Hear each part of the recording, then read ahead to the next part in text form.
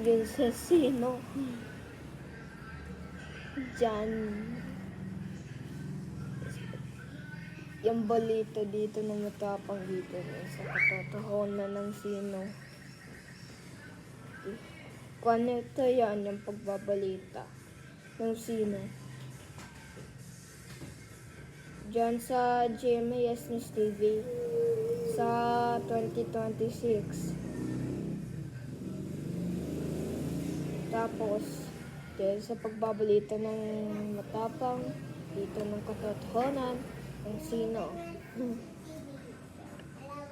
Dapat isang bahagi ng katotohanan sa balita.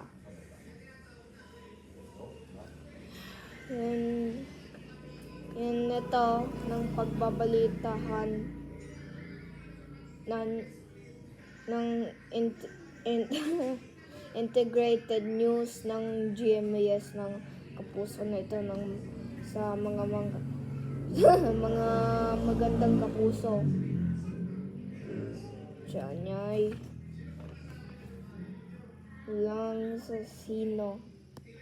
Sana naman.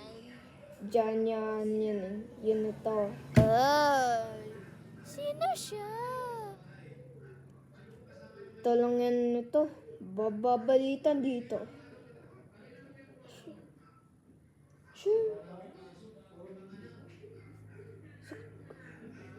Report ko na.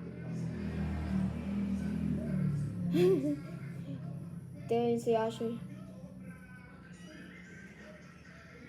Dito sa kwarto. Nang babalita ng S News